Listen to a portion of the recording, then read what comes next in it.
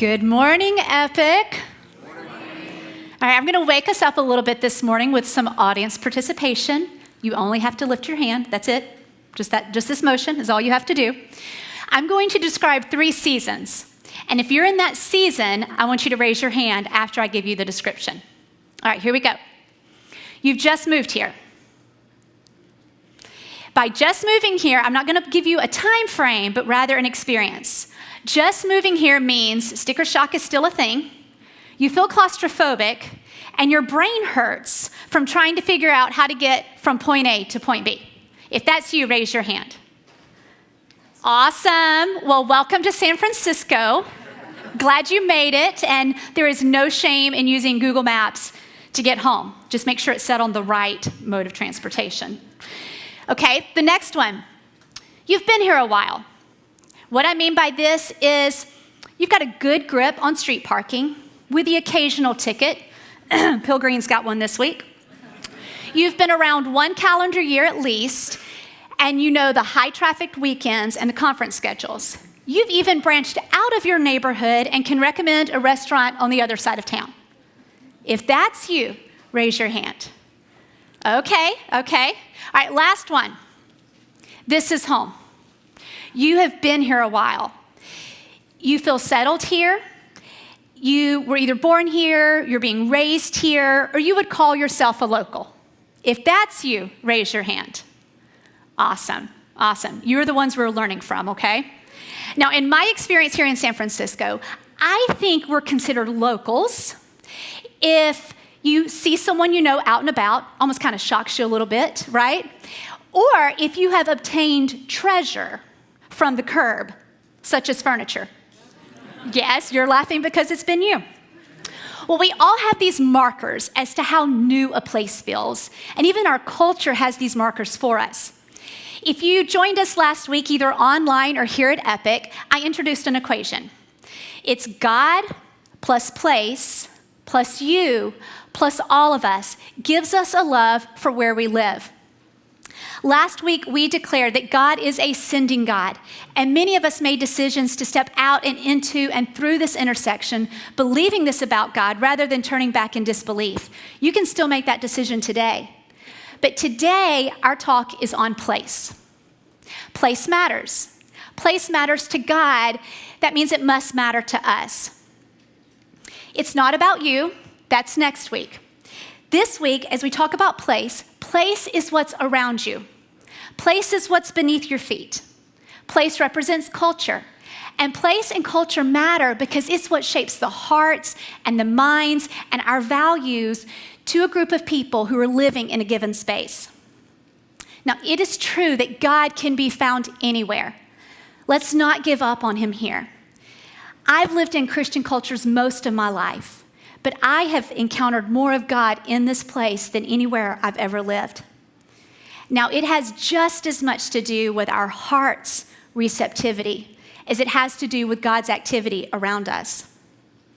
If you look at the places in the Bible, you see that God shows up in prisons, on streets with prostitutes, in the lion's den, on the outskirts of town, in the desert, and in the valley.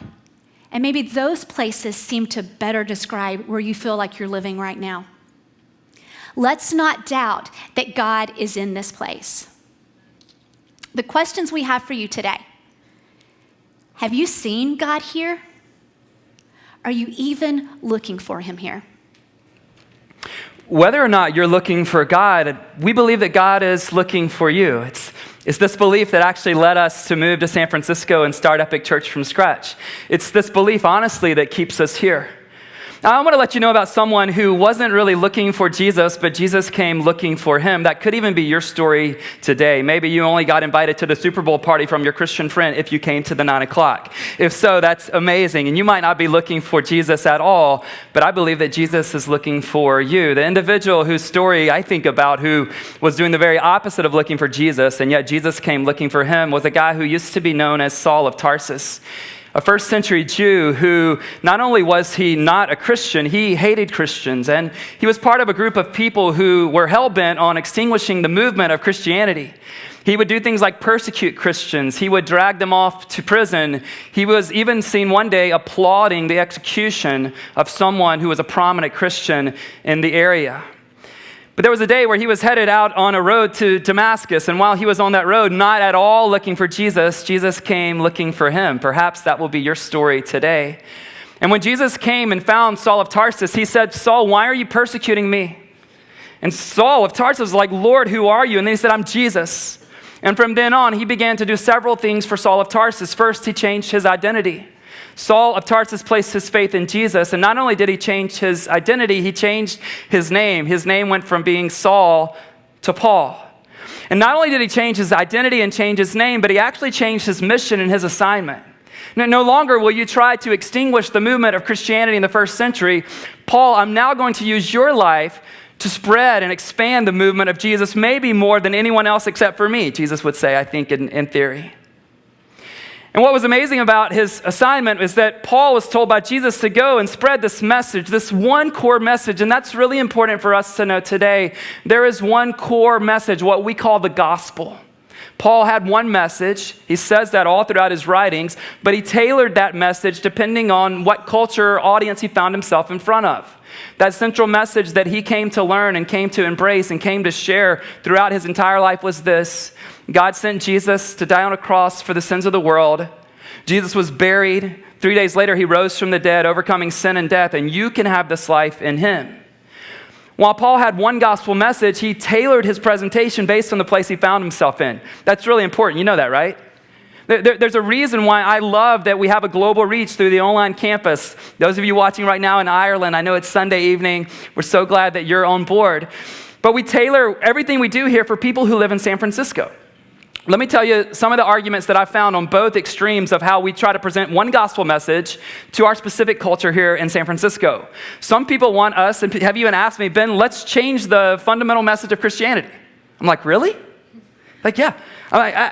We can't do that. There's only one message, and any other message isn't reality. Other people want us to talk to them in this church from this stage like their pastor would if they were back in Dallas or if they were back in China. We're not going to do that either. We believe that God's called us here because while every place matters, that's the title of the message, Place Matters, we believe God has given us a specific calling and you a specific calling to figure out what that gospel message looks like when it's lived out in San Francisco. Paul was brilliant at this. He would go from place to place. He would share about his faith. He would invite others to have faith in Jesus. People would start responding. And when believers became to say, yes, this is for me, I want Jesus, then a church would form. He would teach that church. He would put leadership in that church. And then he would typically move on to another place. You know how in the Silicon Valley we talk about someone being a serial entrepreneur? Right? They're just starting company after company, business after business. Well, Paul was a serial entrepreneur as well, a serial church starter. I'm more of a one and done guy myself, please. That's my posture, but Paul would do this. But he would get to a place and he would observe that place. I hope you do that here. And he wouldn't just observe it and complain about what he found himself in the midst of. He would observe it, culture, values, idols, and then he would tailor his presentation about Jesus and how he would live in that particular place based on where he found himself. The most fascinating place I think he ever did this was when he found himself in Athens one day. And that's our text for today. If you have a Bible on the app, Epic Church app, YouVersion app, maybe a Bible with you, Acts chapter 17. And in Acts 17, I want to read a couple verses, make some comments, fill in some gaps, read later down in the text, and then let's understand what is this issue about place that matters so much. Would you stand with me?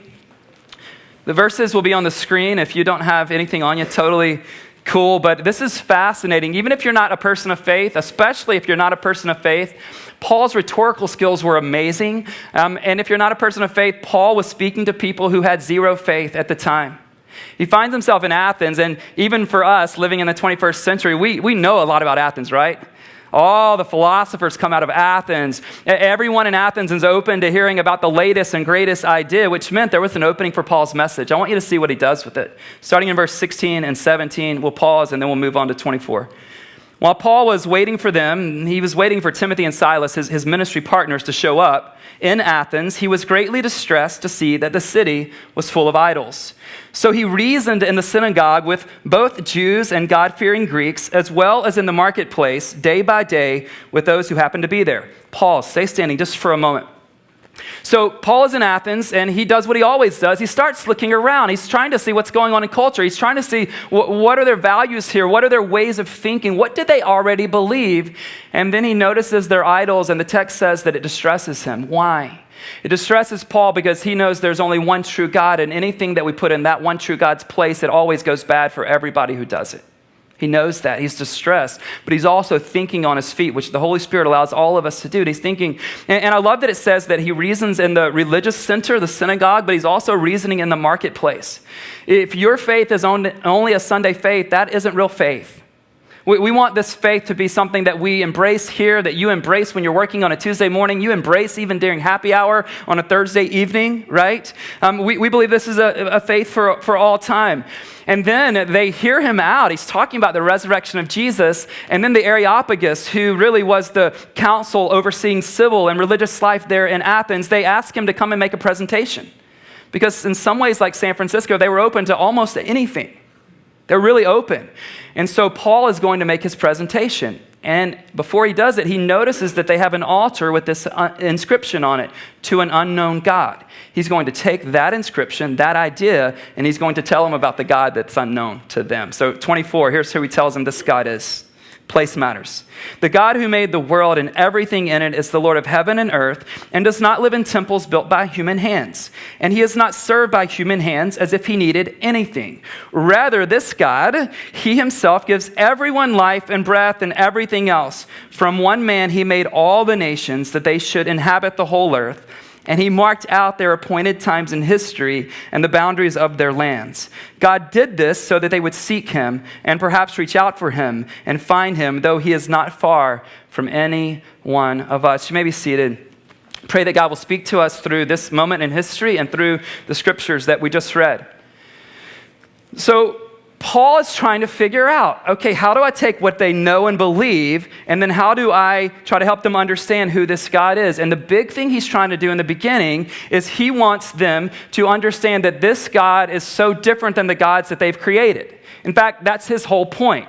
What he knows is that the gods that he's seen in Athens, which are many, if you know anything about Greek history, he wants them to know that I know that you've created all of these gods with your mind and with your hands. I want to tell you about the God who created you. So he's flipping it on its head. He knows that they are used to creating their own idols out of their mind first, and they create it with their hands. But if that idol topples over and they need to glue it back together, they've got to take care of the idol. If the idol is blown over by the wind, they need to prop it back up. They need to meet the needs of the idol. He knows that they put their idols in temples, and he's saying, the God I'm here to tell you about, he does not need you. He is not made by human hands. In fact, he made your human hands. And this is his rationale. He wants them to know that this God is nothing like the gods that they've created. He wants them to know that there's one true God who's over all. Now, when people think about God, even today around us, people want to know, maybe you want to know, like, is God big and distant out there somewhere, or is he personal like I hear in some settings? And the answer is yes. The answer is both, right? He's big and he's also intimate. He's very general and he's very specific. Here's how I want to say it to you, and then we'll get back into the text. The creator of the universe, big God, has you in this place at this time for a purpose. Okay? So you've got to put these two together. The creator of the universe, he created everything. The creator of the universe has you in this place at this time for a specific purpose. In verse 26, Paul is telling the people that God is the one who determined the times in which they should live. Anybody ever feel like they were born in the wrong century? Yeah, anybody ever been told that? You're just like, oh, I need that. You're watching Downton Abbey and you're just like, oh. It's like the movies make everything look amazing. It wasn't that amazing. But the scripture is telling us, and Paul's saying to them, that the God who made everything, he didn't just randomly throw it all together. He actually appointed the times in which you should live. But not only did he appoint the times in which you should live, he appointed the places in which you should live, which means you aren't here by accident. If you get nothing else today, what I want you to walk away with, even if you don't have it all figured out, is this: I am here for a purpose. I don't yet know what that purpose is, maybe, but I'm here for a purpose. And if you understand that God specifically put you in this century and he put you in this place for this time in your life, you've got to ask the obvious question, which is, why? Why here? Why now? Paul says in verse 27 that the reason God did this, he did this so that you would seek him and reach out for him and find him, though he is not far from any one of us. You are here, let's make it simplistic. You are here to find God or to help others find God. Now that takes on a lot of life of its own, because if that was the only message I had for you, there would be no reason for us to show up here Sunday after Sunday and talk about how we need to live that out. But you're here, of all places, to find God or to help other people find God. Now, let's be honest. A lot of you are far away from the place you used to call home. Anybody feel far away from the place you used to call home? But you're not far away from the God who wants to call you home. A lot of you are far away. You're a distance away from the place you want to call home. Don't raise your hand because that'll depress me. I'm like, oh, they're going to leave and they're going to leave and they're going to leave. But you're not far away from the God who has called you to call this home for this time at this place right now. Like, isn't it incredible? Some of you thought, and you've told me this, San Francisco is the last place you thought you would find your faith. Let's be honest, some of you moved out here to get away from all that faith stuff. Don't raise your hand. Right, the whole reason we're doing the Alpha course that we just presented to you Tuesday nights in this room, because we believe that God's going to use it for so many of you to find faith in him or to re-find your faith in him. Over 40 of us have already signed up to spend Tuesday nights in this room, sharing a great dinner together, watching a talk out of London, so come for the accent if nothing else, watching a talk about some issue related to faith, and then we're going to just sit around tables and discuss, but zero pressure. Like, this is the one group you can say, like, have you ever been in that small group where you said something a little outlandish and people are like, you can say whatever you want at this group. Like, whatever you want. That's what we're going to do. And so sign up for that group, and we believe it will help you find or refine your own faith. Now, let me ask you a question I think is really important. Have you had that moment that helps you see why God has you in San Francisco? We all want this moment. Some of us have had it. Some of us might even have it before we walk out of this room today. But have you had that moment that helps you see why God has you in San Francisco? For some of you, I'm praying that moment would be today, like it was for so many of the Athenians on this day. Some of them actually believed. They woke up that morning thinking all kinds of things about various gods, thinking about their own future. And many of them actually respond to the message that Paul is teaching them on that day. They had a moment where, like, this is why we're actually here. This is why you brought him here. And you know, in that moment, Paul's thinking, this is why Jesus changed my life, to be able to share with these people about who he is and what he wants for them. Have you had that moment? Some of us would say we've had countless moments. Countless moments where we were awakened to the reality of why God has brought us to San Francisco. Have you had that moment? Some of you would say to me, Ben, I've been here for years. I've had several moments since I moved here that I knew this is why God has me here. But let's be honest, you haven't had that moment in a while. And what your prayer needs to be today is this: God, would you give me a fresh realization? Or would you maybe just remind me why I'm here in this place during this time? One of the most gratifying things that I ever encounter is when someone says some version of this to my family, to me, to our team, to our leaders here at Epic. I'm so glad that Epic Church is here.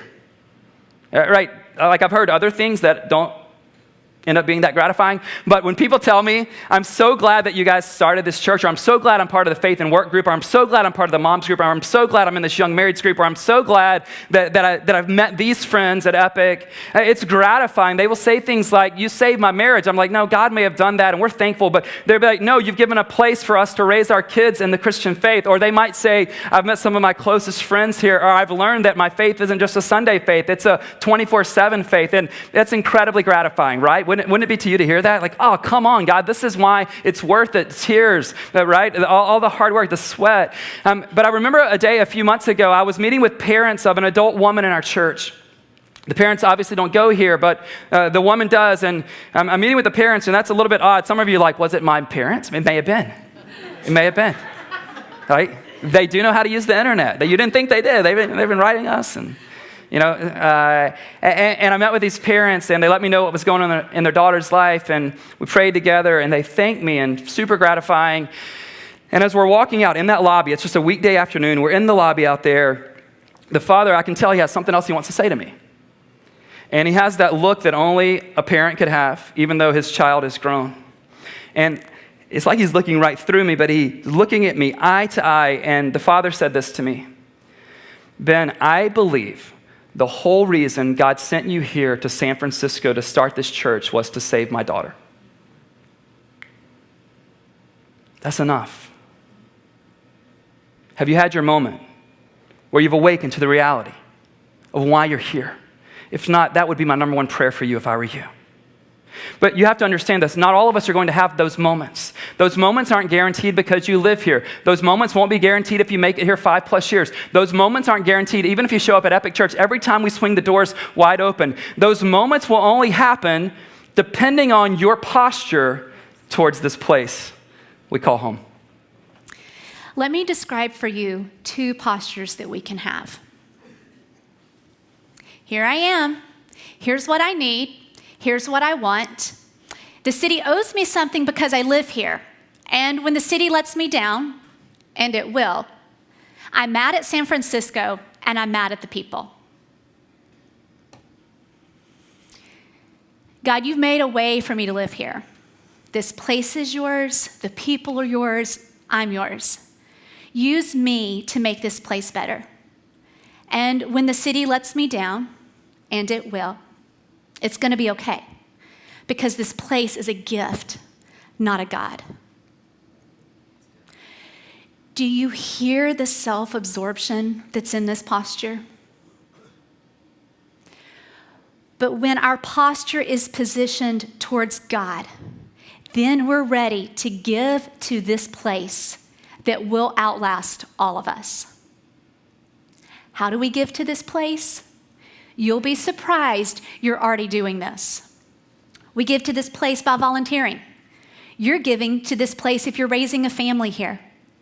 You give to this place by acknowledging your neighbor and making eye contact with people on the street. We give to this place by speaking good of the city. We give to this place by enjoying all that the city has to offer, keeping the restaurants open, seeing the shows, hiking the trails. And we give to this place by investing in the next generation. When we start to think, we start to dream. And when we start to dream, we tap into the supernatural that can only be achieved by the hand of God.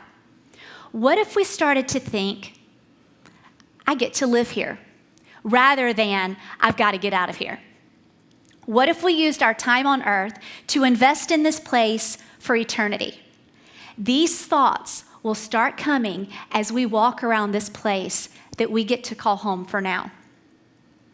Let's be worthy of the land God has given us. We talked a lot about God and how he positions us last week, but let's be worthy of this land that he's given us. Let's see this place for what it is, a place that God wants to redeem and a people he loves very much.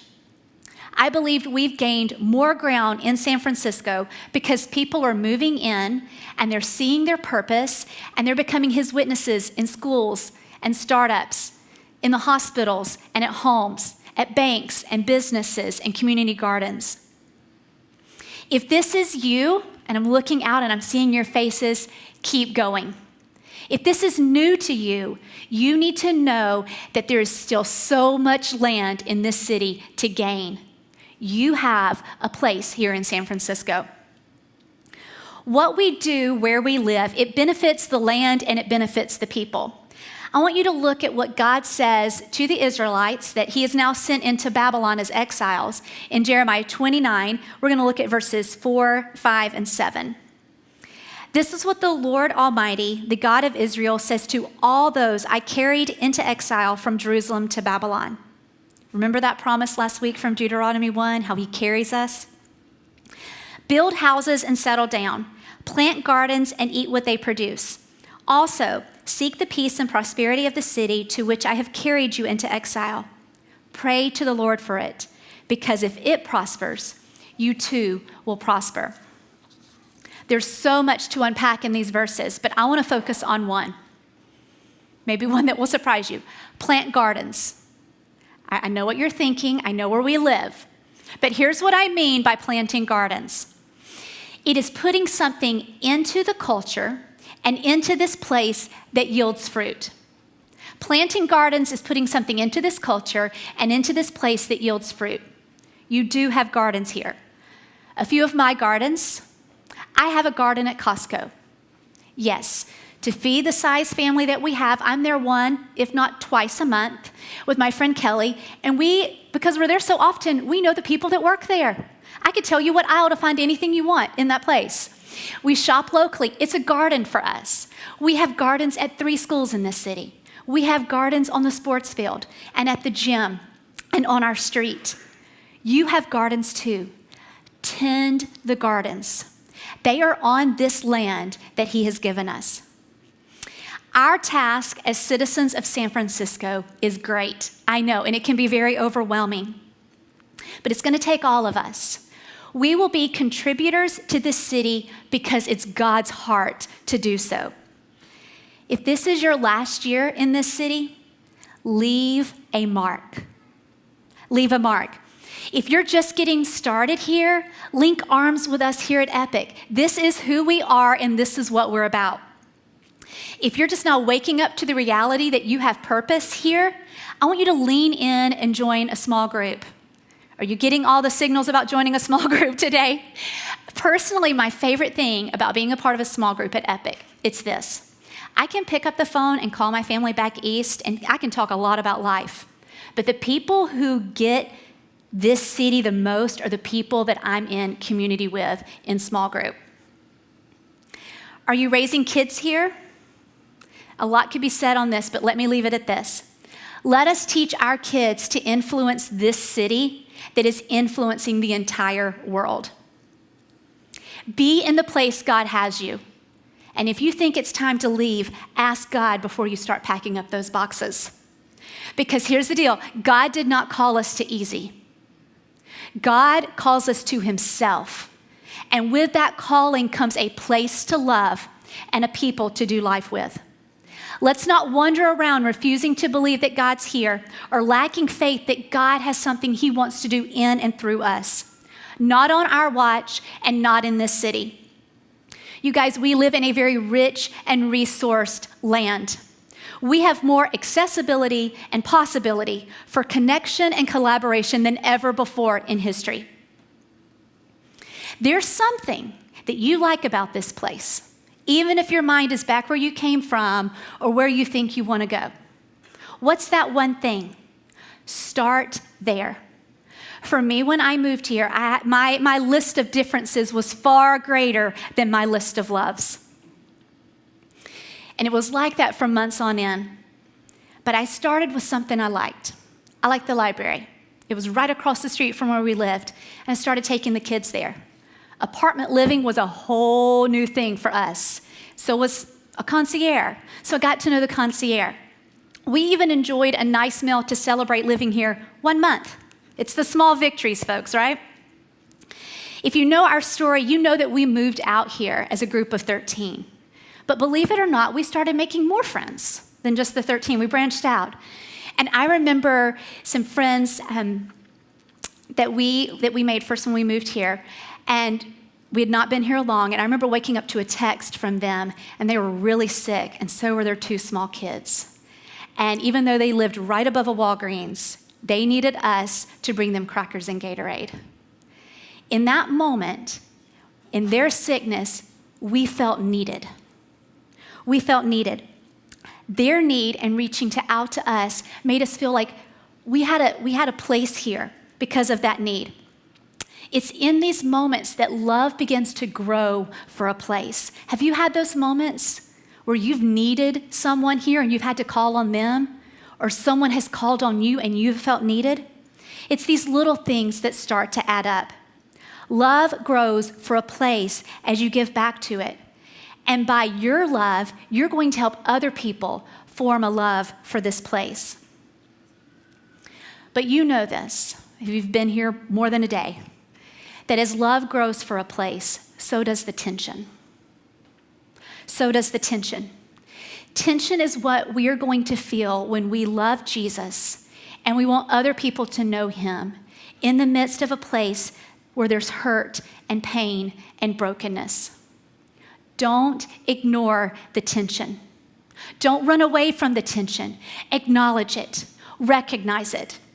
I believe that God uses this tension to help us break through and love.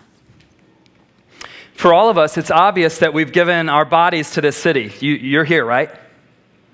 But the question I want to ask you is this: have you given your heart to the place you call home? I'll say it again. It's obvious that you've given your body to this place, but I want to ask you, have you given your heart to the place you call home? In Luke 19, verses 41 and 42, you'll see it on the screen. This is from Jesus. I want you to notice something about his heart. Now, you're going to go, Ben, Jesus has a heart for everyone. He does. He has a heart for every place. He does. But notice this. This is the only place where he ever does this in all of Scripture.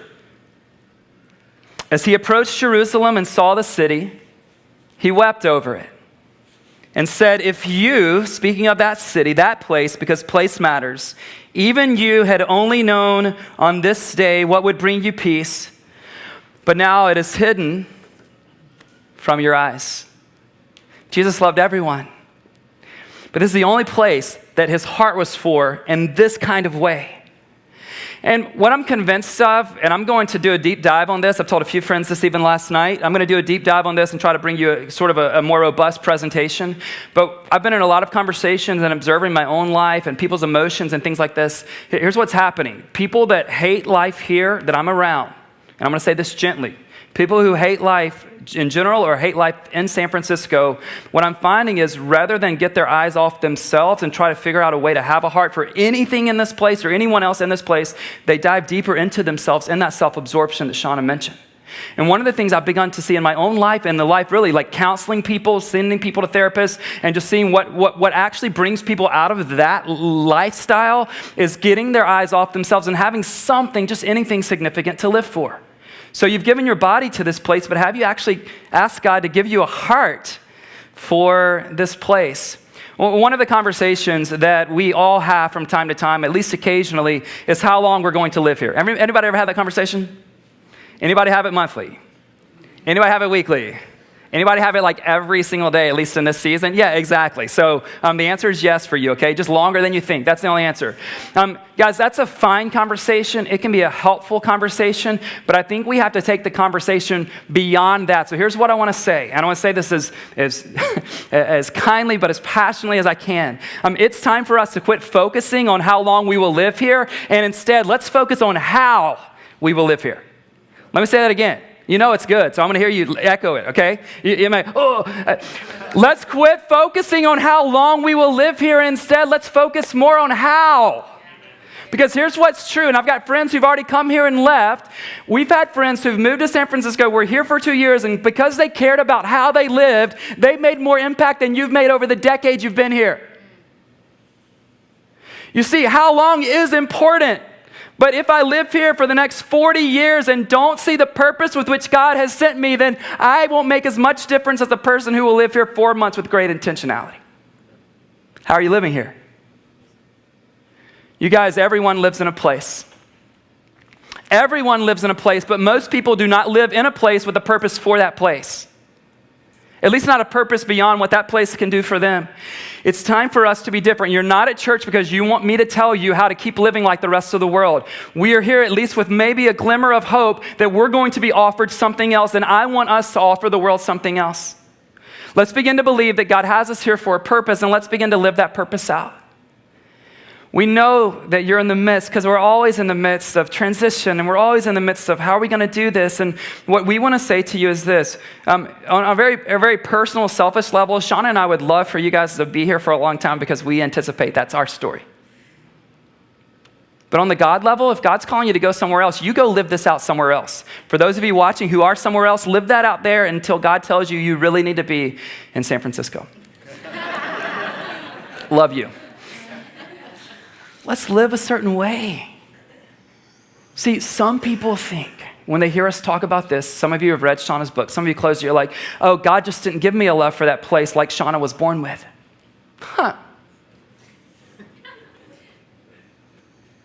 We started just doing what we're trying to encourage you to do. There's no magic pill. It's not like you have a calling or you don't. It's like you just start living with a different posture. So I want to ask you just to not get self-absorbed, but think about where you are right now. Just go ahead and close your eyes, or whatever you need to do. Just get that mental space. Mental and I think spiritual space. The band's going to come up and get ready to lead us in a response song. But I want to just give you a few possibilities for where you might be in this season of life and ask some questions. For starters, as surprising as it is, are you beginning to glimpse that the reason God brought you to San Francisco is that you would find him here of all places?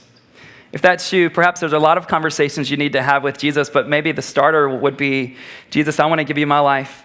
Thank you for not allowing me to live an accidental life or a mere coincidental life. Maybe for you, and God knows your heart, so don't try to play games. Maybe you would just say, God, you know my heart isn't for this place. And I don't even know if it's possible, but God, if it's possible, would you give me a love for this place? Even if it's incremental, even if it's minimal, would you just help me to love something about being here if this is where you have me? Others of you, you had those moments perhaps earlier, but be honest, like it's been a long time since you woke up the idea that God still has you here for a reason.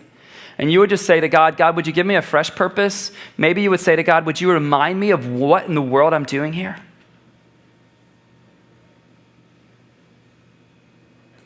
And for all of us, as we think about us being the church that God called, and what you need to know is this.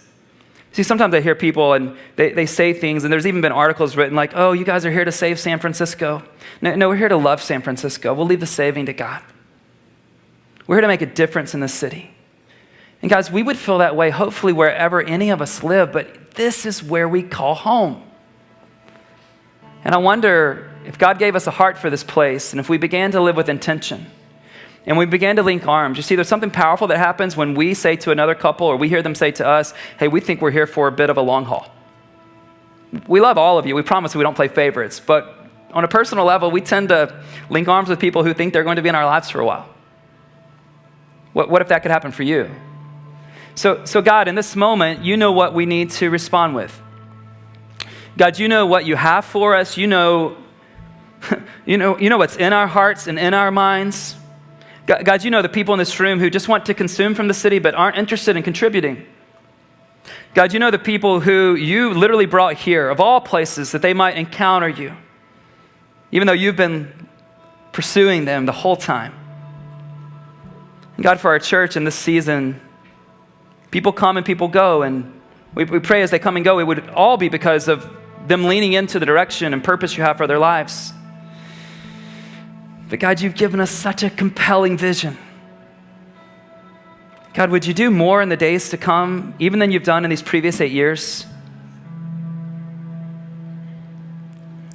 Jesus, we say our vision is to orient our lives around you. Pray that would happen more and more. As we love this city, as at times we persevere, certainly we sacrifice. God, would you bring laughter back and joy back to living here? Just feel prominent to say that and ask that in this moment. Would you bring joy? Rather than complaining about everything, could we at times laugh at it and see beyond just the negative? God, whatever it is you want to do in this season, we don't want to miss it. In Jesus' name, amen. Would you stand with me? As Justin leads us in this asking of God, would you show up and do what you've done before? Would you do it again? God has a history of breaking through, but he tends to break through in the lives of people who trust him to do so. So let's raise our faith this morning. Let's see what God might do in response to our requests.